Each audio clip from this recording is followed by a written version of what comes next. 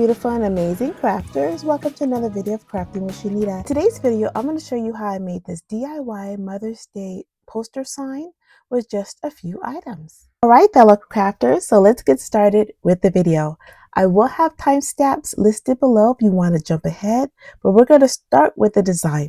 So for today's design, I'm going to start with my favorite design platform, Canva, and we're going to go ahead and enter our custom size. I want to create my design 20 by 30 because I purchased this poster board from my local Walmart and I want to be able to utilize all the space on this poster board.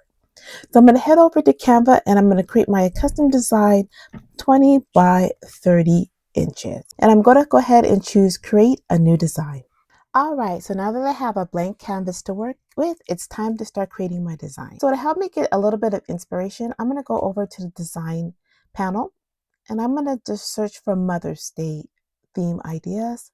And I'm planning a Mother's Day brunch. So I'm just going to look for something that pops out that I could personalize.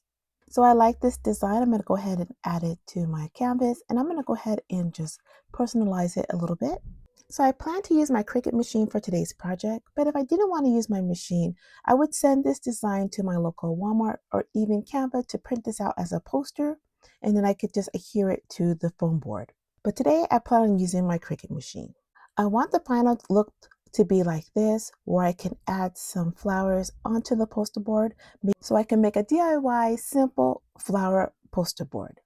So what I'm going to do is, I like the way this design looks and I want to make sure the sides of my flower arrangements are nice and square.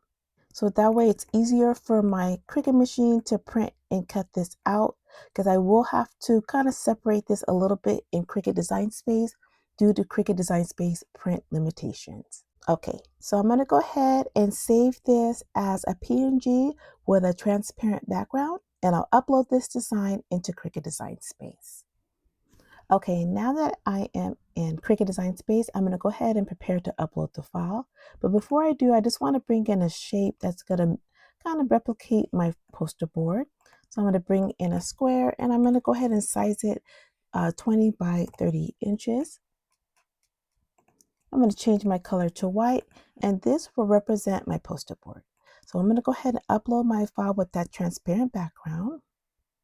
Alright, so now that I uploaded the file, I'm just going to go ahead and just stretch it out so it could fit the poster board.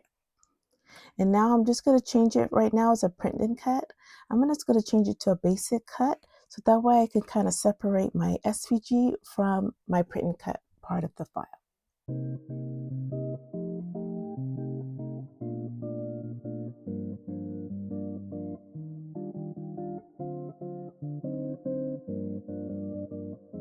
It's our set.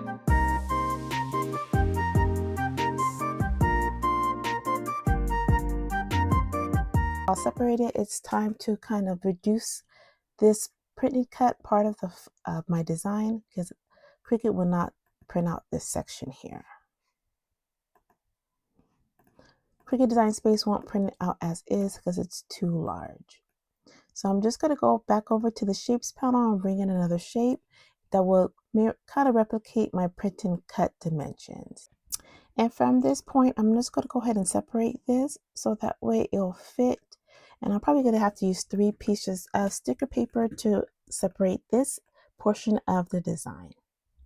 So I went ahead and separated the design into 3 parts so that way I'll be able to print this up, and I'm going to line it up as best as possible so the cut lines won't be so visible once I adhere them to the poster board.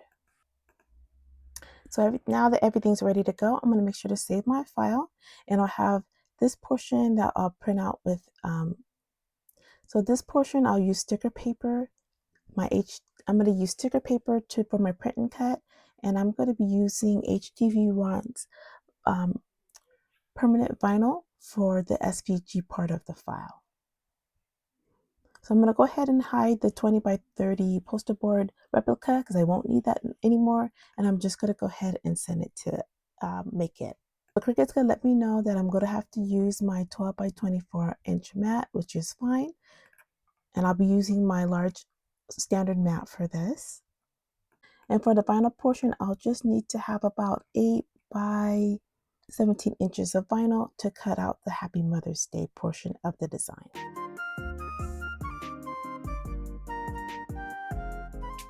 All right, so I'm going to send my job to cut, and I'm going to be using the H2V Run adhesive vinyl. This vinyl was so amazing to work with.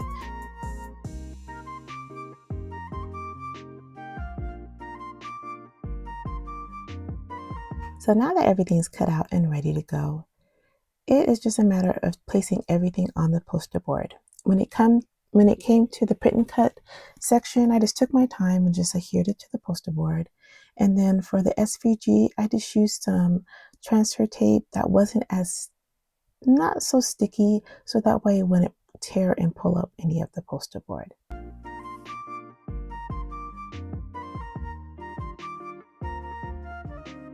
I purchased these little flower stem containers because once I do have my Mother's Day event, I will be using real flowers. So for today, I'm just using some faux flowers to get an idea, but I plan on putting the stems of some fresh flowers into these containers. So I'm going to adhere the containers to the poster board once that time comes, but I'm just using some faux flowers just to get an idea. So this came out so amazing, so budget friendly if you wanted to replicate this, and a great way to entertain your next Mother's Day event. Well, I hope you enjoyed today's video. I hope you learned a little bit or a lot. We work hard to put out weekly videos. Everything that I used in today's video will be listed in the description box below. Make sure to leave a comment. We would love to know what you think about this week's project. And we cannot wait to see you on the next video of Crafting with Shaneda. Happy crafting!